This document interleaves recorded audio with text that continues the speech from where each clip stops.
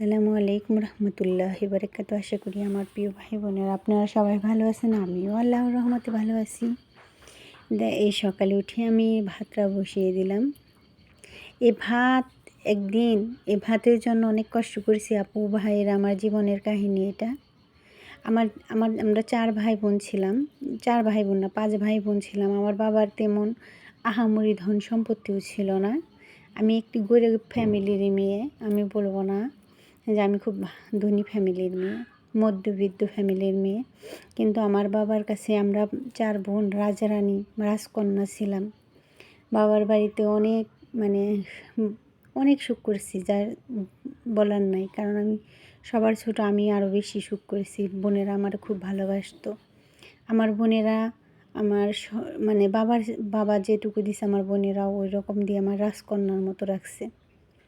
তারপরে বিয়ে হলো। আমার স্বামী 5 বছর বিয়ের আগে সৌদি আরব ছিল। আমারে অনেক স্বর্ণ দিয়ে আমার বিয়ে করছিল। 5 ভরি স্বর্ণ দিয়ে আমার বিয়ে হয়েছিল। এই বাড়িতে আনছিল। 5 ভরি না, 7-8 ভরি হবে, দিয়ে আনছিল। কিন্তু সুখ যে বেশি দিন সয় না। শ্বশুর বাড়ির ভাতের অনেক দাম।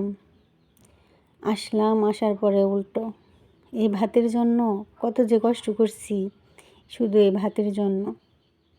আমার হাজব্যান্ড ভালো ছিল, কিন্তু তার ফ্যামিলির মানুষ এই ভাতের অনেক দামি বানাইছিল। বলবো যে নাই, আছিল, বের বোঝায় ধান ছিল তাদের, 2-300 মণ ধান পাইতো। কিন্তু আমার ভাগ্যে এমনও কপাল ছিল যে 1 মুঠ ভাত খাইলে অনেক কথা শুনতে হইতো। এই ফ্যামিলিতে অনেক কষ্ট দিছে, জানেন না। আর আজকে ভারী বোঝায় ভাত থাকে, খাই না। আর এমন সময় ছিল পেটে খিদা থাকতো, ভাত পাই নাই। ভাত ছিল কিন্তু খাইতে পারি নাই। আর এখন ভাত থাকে কিন্তু খাইতে মন চায় না। কিন্তু আপনার ভাইয়া অনেক ভালো ছিল, শুধু তার জন্যই সংসারটা করে গেলাম। কারণ সব দিকে তো সব কিছু পাওয়া যায় না। আপনি ভাই অনেক অনেক অনেক ভালো ছিল, যার তুলনা হয় না।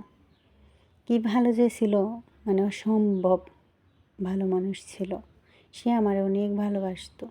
শুধু তার কারণেই ভাত খাওয়া হয়েছে এ বাড়ির, শুধু তার কারণেই থাকছি।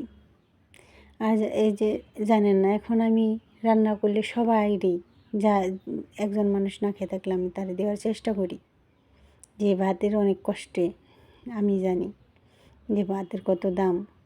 একটি মেয়ের জীবনে শ্বশুরবাড়ির শান্তি, মানসিক শান্তিটাই, এটাই বড় শান্তি। আমি বাড়ির মেজো বউ, অবহেলিত বউ। যারা মেজো তারাই জানেন যে মেজো বউ একটা অবহেলিত বউ। তার কোনো দাম নাই সংসারে। সে যতই ভালো করুক, তার কোনো দাম নাই। বড়জন রাজরানী, ছোটজন রাজরানী, আর আমি চাকরানী। শুধু সবার জন্য করেই গেলাম, কিন্তু কারো মন পেলাম না, কারো কিছু পাইলাম না। এভাবেই চলতেছে। এখন 2টা বাচ্চার মা হয়ে গেছি। আলহামদুলিল্লাহ ভালো আছি। দোয়া করবেন সামনে আরও যেন ভালো থাকতে পারি। যারা মেজো বউ তারাই জানেন শ্বশুরবাড়ির কষ্টটা কত কষ্ট। তারপরেও দোয়া করি আল্লাহ যেন আমার শ্বশুর শাশুড়িকে নিয়ে খায়াত দিয়ে বাঁচিয়ে রাখে, তারা জানি বেঁচে থাকে। আল্লাহ জানি তাদের হেদায়েত দেয়। আপনারা সবাই আমার জন্য দোয়া করবেন। যারা আমার ভিডিওটা দেখছেন তাদেরকে অসংখ্য